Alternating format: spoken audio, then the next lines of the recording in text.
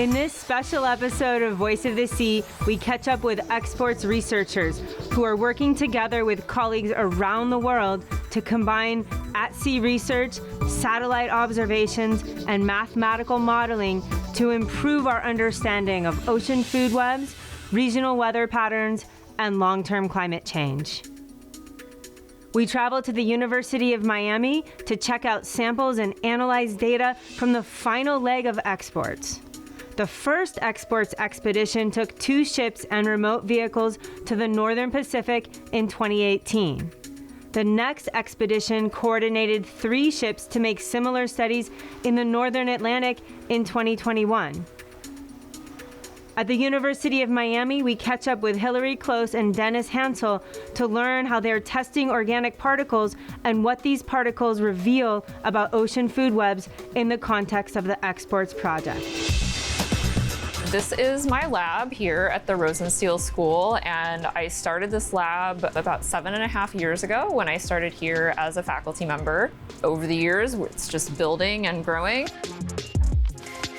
We're taking organic materials from the ocean, from lots of different parts of the ocean, really. We could look at sediments, we could look at stuff in the water, and from the different combinations of organic compounds, we can learn something about the things that are living in the ocean and how they are processing and degrading organic matter and where that organic matter is going, its role in the carbon cycle.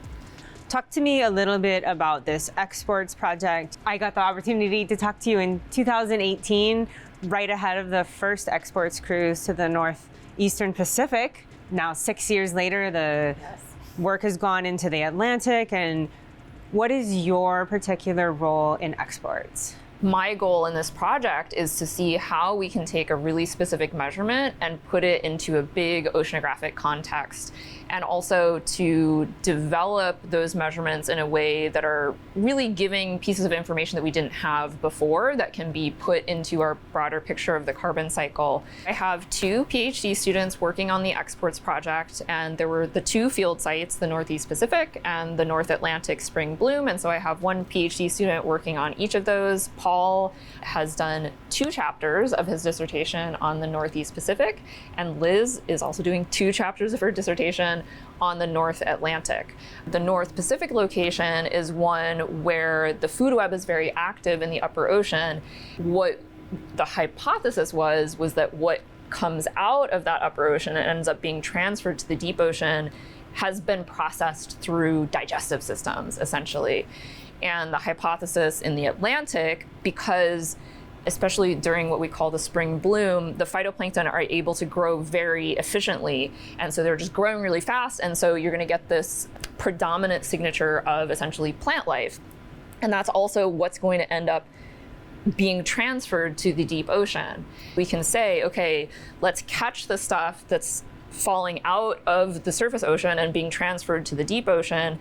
And can we chemically distinguish between material that has gone through animal digestion and material that is coming straight from the photosynthesis? That was a hypothesis, and it has been very satisfying because we see a huge difference basically right along those lines of this more prevalent animal or digestive signature in the Pacific and more of a fresher plant signature in the Atlantic. One thing that we're really trying to get a handle on is what are the role of bacteria in the guts of marine animals. And a lot of the activity of marine animals are tiny animals, the zooplankton. And so it's a little harder to study when they have really tiny digestive tracts. But just in general, when we see chemical transformations occurring between the diet and what's expelled as feces, we actually have no idea how much of that is from the activity of the gut bacteria. Are there a lot of bacteria in the ocean? Yes. Yes, the ocean is full of bacteria, not the bacteria that we normally think about in our human everyday lives. The bacteria are just part of the normal ecosystem. We haven't thought about them a lot in terms of the material that is settling into the deep ocean because they're so tiny. But what we think is happening is essentially they're sticking on to the bigger particles, and they're actually able to contribute to this carbon that's being transferred to the deep ocean. I was funded by the National Science Foundation in collaboration with NASA. The fact that they have satellites that are looking at the Earth, it's actually one of the really important things that NASA is doing, not necessarily looking out, but looking down at Earth. The main idea behind the exports program was to take that remote sensing and kind of ground truth it with these in-depth studies in the water from the shipboard measurements. The next step is to improve the way that we take satellite data and interpret the satellite data based on this coupling that we did during the exports program.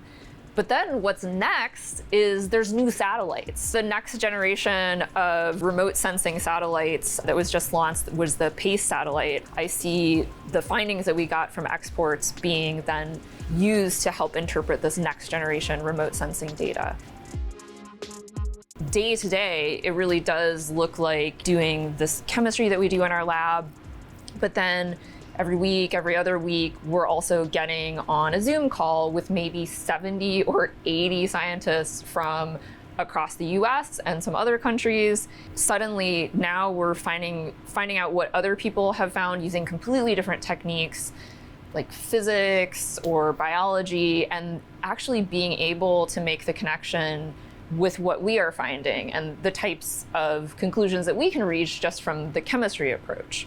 So it's been really exciting, and over the years, what you find is that there's more and more context that everybody's putting together, and so after all these years, we're finally getting these big pictures developing, and especially now that we are able to compare the Pacific and the Atlantic locations that we studied.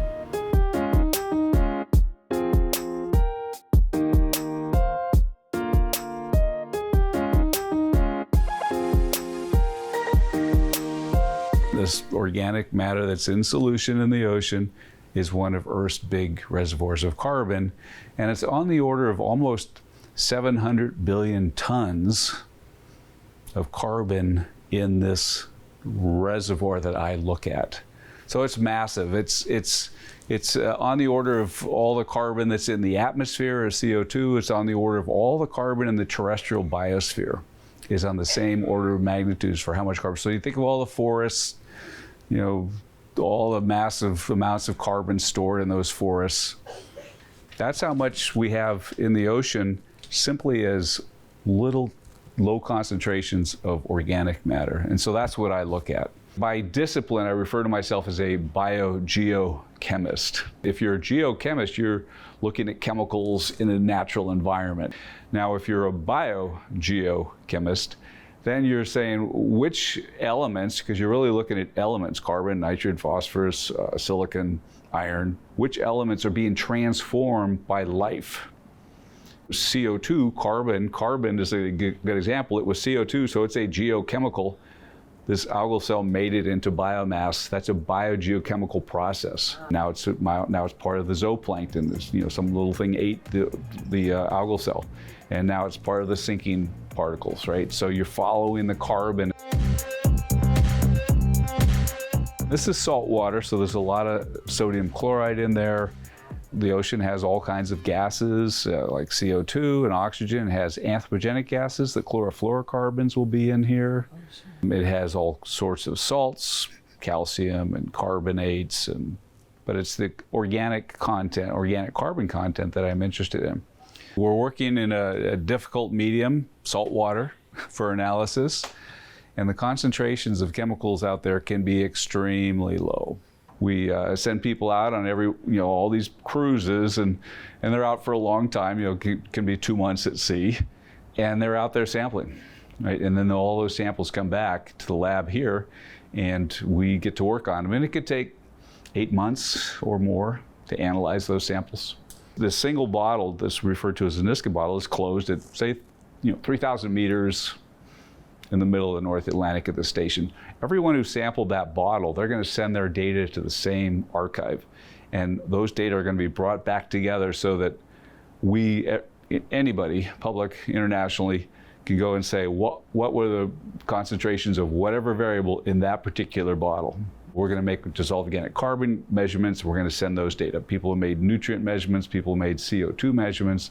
People made pH measurements. People made bacterial abundance. All these things coming out of that one bottle. And now I can go to the archive and pull decades worth of ship occupations of these lines down and look at them and see how things are changing over the decades. Or just, if I want to have a specific question, I can say, what's the distribution of this variable? So that's how it works. And that's how you've created those maps showing the distribution of dissolved organic matter from the surface to the deep sea. What do you see as important future questions in your field or areas for discovery? For me, it's kind of the metabolic state of the ocean. How is it doing? What's its health? Some physician can look at me and say, okay, I got the sensors on you. This is how you're doing from that level, right? Let's check my blood pressure. Let's check my heart rate. Those simple sort of things that we do for our own bodies, because we're impacting it. Most of the heat, the anthropogenic heat we're adding to the Earth system is in the ocean. It's more than 90%. So it's warming up rapidly. Oxygen, how much oxygen do you have in the ocean? Well, the warmer hot waters can't hold as much oxygen. What's oxygen good for? How about keeping life alive in the ocean, right? Is the ocean becoming less oxygenated? Is it becoming more acidic? Is life thriving less or more? How are things changing? And the only way to know it is to have a global observing system. So these floats, globally distributed with a lot of sensor capability, are really the answer. We have new capability because of some great science being done in the US and internationally to add biogeochemical sensors to those floats so that we can see oxygen now, and we can see nutrients, and we can see fluorescence, and we can see particle abundance. It's like, okay, now we're starting to see the biological activity, the productivity, and the fate. The ocean is under extreme duress. The changes out there are incredible, and it's just going to be changing more rapidly and having more impact on the ocean. And therefore, us, we need to know what's going on out there. We need to know what's going on in real time. The technology is evolving, getting better all the time. It could take years and decades to keep working towards an outcome that you think is important.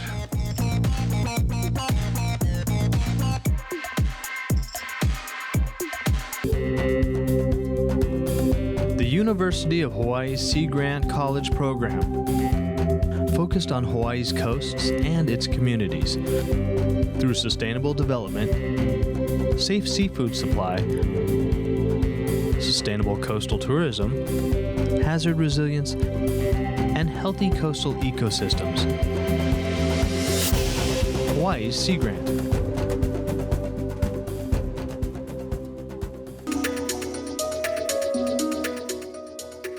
You're watching Voice of the Sea. We're at the University of Miami, Rosenstiel School of Marine, Atmospheric, and Earth Science, talking with PhD graduate student Liz Yanuskevich. We are a clean lab. I have proper lab attire, closed-toed shoes, pants to protect my arms and anything else that might splash. I'm also going to put our lab coats on. We also glove up before touching anything in the lab. We also do our safety glasses, so I will just grab some. I'm just going to walk over to our -80 freezer. That's where all of our samples live. The reason they're in the -80 is essentially nothing can really grow at that temperature. It's so cold. In case we want to do any genetic testing or anything and send these samples to colleagues, they all live in the -80. And so here are some filter samples that were collected in the North Atlantic during the spring phytoplankton bloom.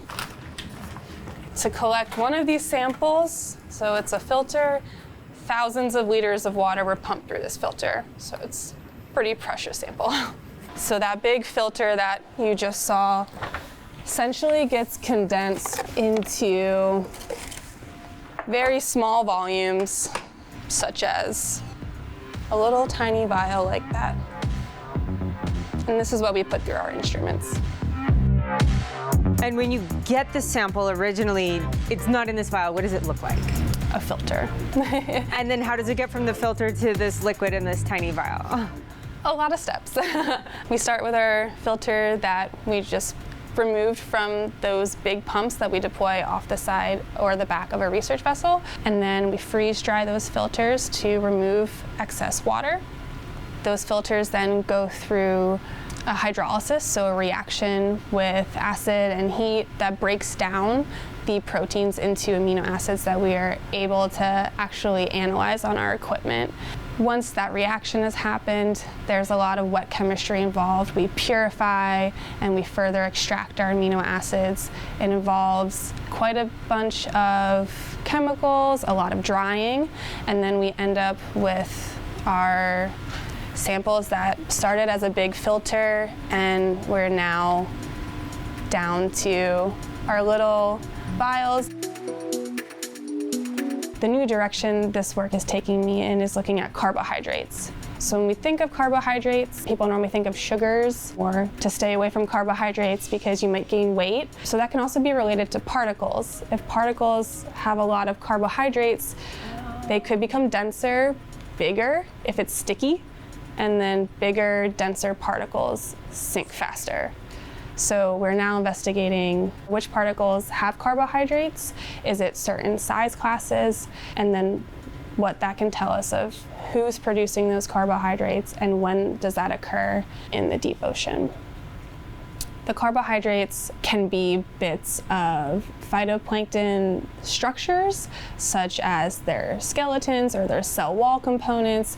They can also be bits from bacteria cell wall and also from zooplankton bodies.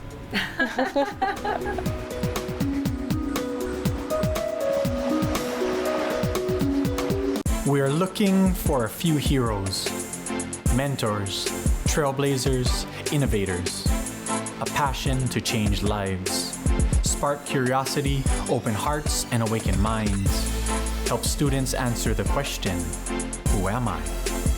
This could be your calling, but this is no job. It's the journey of a lifetime. Be a hero. Be a teacher.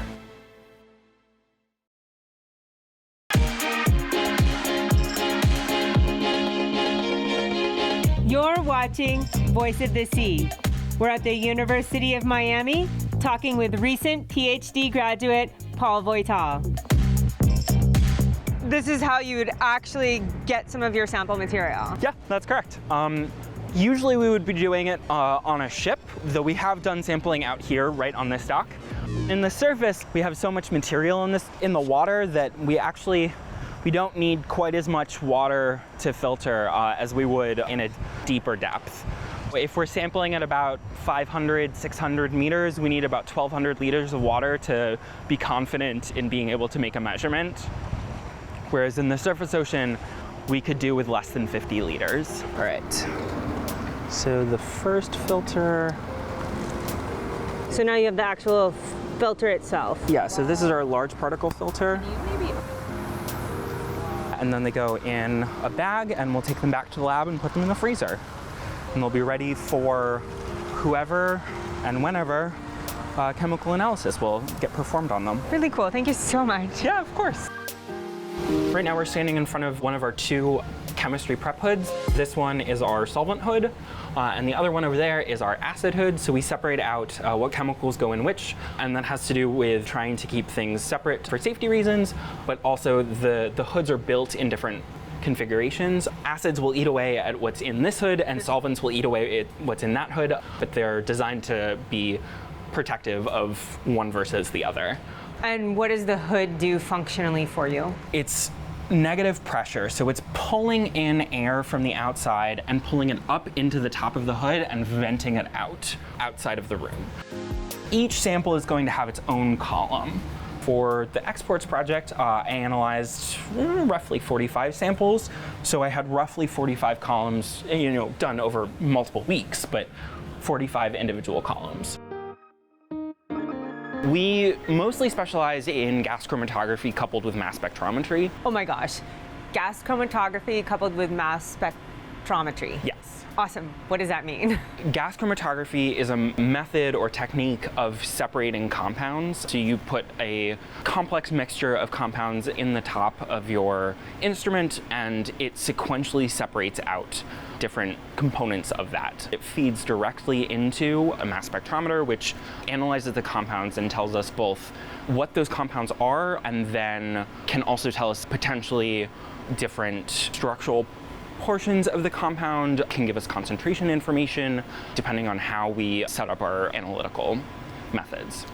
Each sample or standard goes into a vial. The needle basically goes into the sample. We'll pull up however much volume we told it to. So pretty standard is 1 microliter or 2 microliters, and then it will transfer that volume from the vial into the inlet. So the inlet is super, super hot. Everything in that liquid is going to go into the gas phase. Wow. And then helium forces all of that gas sample onto the top of the column. So the top of the column is sitting in the inlet like this. The column's going to slowly increase in temperature, and that is actually what most of this box does, is it's an oven. It's an oven that can increase or decrease its temperature very specifically and at a very specific rate. And so it transfers it right into the center of what we call the source of the mass spectrometer. And so the source is where that super high electron voltage or that electricity is. That's what's going to ionize your compound, and then magnets are going to then force that ionized compound, so that electrically charged compound, into the detector. We're standing in front of our isotope ratio mass spectrometry system. I like to call it 5 instruments in one. Going from left to right, we have our elemental analyzer.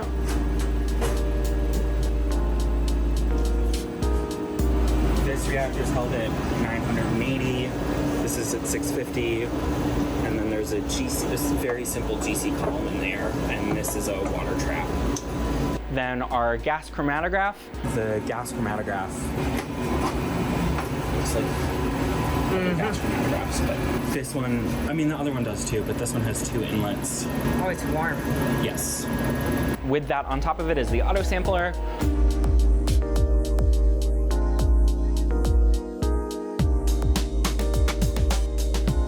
Then we have our combustion and high temperature conversion ovens.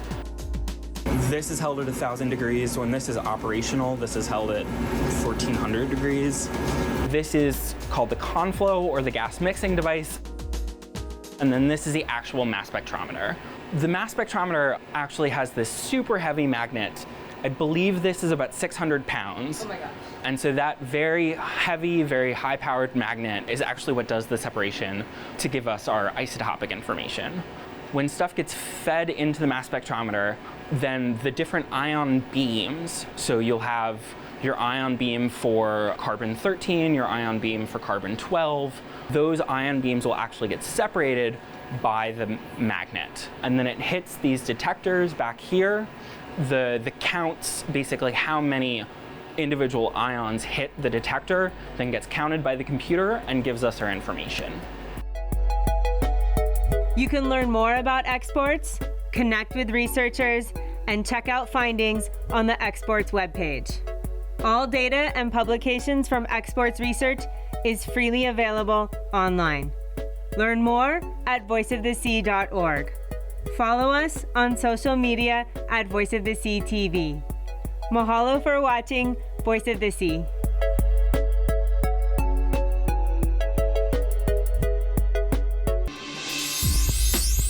Exploring Our Fluid Earth is the dynamic curriculum developed by the University of Hawaii's Curriculum Research and Development Group. The award-winning Fluid Earth and Living Ocean textbooks are now interactive and online. New activities, updated content, and a teacher community. Exploring Our Fluid Earth is now freely available. Find out more at exploringourfluidearth.org.